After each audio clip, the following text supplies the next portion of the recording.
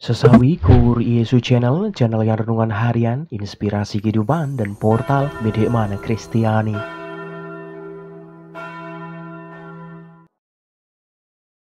Damai sejahtera beserta kita. Semoga sahabat-sahabatku yang terkasih di dalam Kristus, sebuah muda dan saudara-saudaraku dimanapun Anda berada, sungguh selalu beroleh rahmat sukacita, berkat yang melimpah, perlindungan dari Tuhan dan rahmat kesejahteraan sahabatku. Sahabatku yang terkasih, pada kesempatan ini, pada hari Minggu 16 April 2023 ini sahabatku, kita akan bersama-sama merenungkan firman Tuhan dari Injil Yohanes. Mari sahabatku, Tuhan beserta kita, sekarang dan selama-lamanya. Inilah Injil suci menurut Yohanes, dimuliakanlah Tuhan. Pada waktu malam di hari pertama pekan itu, berkumpullah murid-murid Yesus di suatu tempat dengan pintu-pintu yang terkunci karena mereka takut kepada orang-orang Yahudi. Pada waktu itu, datanglah Yesus dan berdiri di tengah-tengah mereka dan berkata, "Damai sejahtera bagi kamu."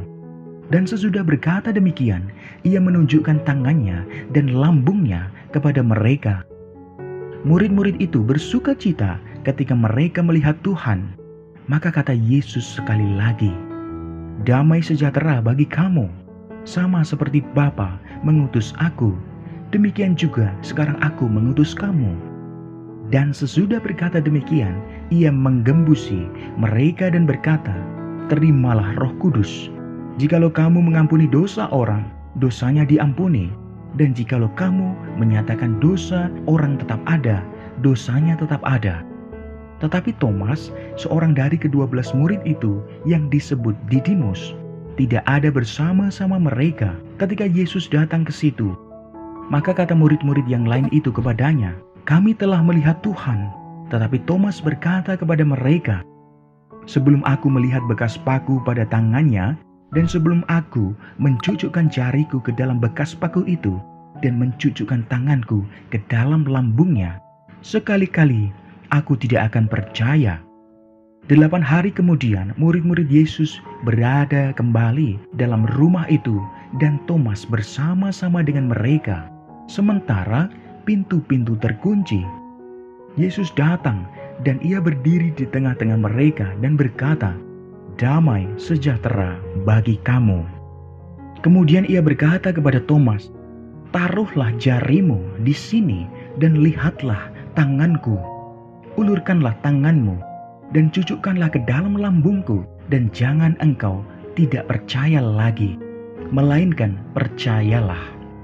Thomas menjawab dia, "Ya Tuhanku dan Allahku." Kata Yesus kepadanya, "Karena engkau telah melihat aku, maka engkau percaya. Berbahagialah mereka yang tidak melihat namun percaya." Memang masih banyak tanda lain yang dibuat Yesus di depan mata murid-muridnya yang tidak tercatat dalam kitab ini. Tetapi semua yang tercantum di sini telah dicatat supaya kamu percaya bahwa Yesuslah Mesias, Anak Allah, dan supaya kamu oleh imanmu memperoleh hidup dalam namanya. Demikianlah sabda Tuhan. Terpujilah Kristus. Sahabatku yang terkasih dimanapun Anda berada, Yesus memperlihatkan kemuliaan kebangkitannya kepada murid-muridnya secara bertahap sahabatku. Sebab mereka masih sulit untuk percaya sekalipun melihat kubur kosong dan mendengar kesaksian tentang penampakan Yesus yang bangkit dari para perempuan-perempuan sahabatku. Sahabatku yang terkasih, saat menampakkan diri, Yesus memberi kedamaian batin skala itu dalam diri mereka yang masih dilanda ketakutan. Dia juga mengutus mereka untuk menyampaikan kabar gembira sambil dikuatkan dengan anugerah Roh Kudus. Sahabatku yang terkasih, Roh Kudus inilah yang memperlengkapi mereka dengan kuasa, rahmat, dan kekuatan sahabatku. Sahabatku yang terkasih, Thomas, salah seorang murid, masih tidak percaya kala itu pada kebangkitan Yesus. Ia tampak seperti orang yang skeptis dan pesimis sahabatku yang terkasih. Sahabatku yang terkasih, Thomas sendiri pernah berkata dalam firman Tuhan, demikian penggalan yang dikatakan Thomas, Kala itu di Betania, sahabatku, marilah kita pergi juga untuk mati bersama-sama dengan Dia. Sahabatku yang terkasih, penggalan firman ini dapat kita temukan dalam Yohanes 11 ayat 16, sahabatku. Sahabatku yang terkasih, ia sangat mencintai Yesus, tetapi ia kehilangan semangat ketika harus bersama Yesus dalam sengsara dan penyalibannya, sahabatku. Sahabatku yang terkasih, setelah kematian Yesus, Thomas menarik diri dari para murid. Ia ingin sendiri kala itu, daripada bersama-sama dalam masa-masa sulit. Ia meragukan kesaksian para perempuan dan murid yang lain, sahabatku. Sungguh sahabatku yang terkasih, ketika Thomas akhirnya memiliki keberanian untuk bergabung kembali dengan para murid yang lain, Yesus hadir kala itu dan meyakinkan bahwa Dia sungguh telah mengalahkan maut dan bangkit, sahabatku.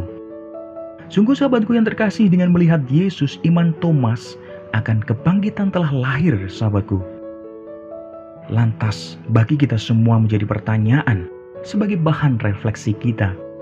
Apakah kita harus menunggu kehadiran Yesus secara fisik supaya iman kita kuat, sahabatku? Ataukah dengan iman yang kuat kita sudah mampu untuk mengalami kehadiran Yesus secara rohani? Jawabannya ada di dalam hati saudara muda dan saudara-saudaraku yang terkasih dalam Kristus semuanya. Amin. Kemuliaan kepada Bapa dan Putra dan Roh Kudus, seperti pada permulaan, sekarang selalu dan sepanjang segala abad. Terpujilah nama Yesus, Maria dan Santo Yosef, sekarang dan selama-lamanya. Amin.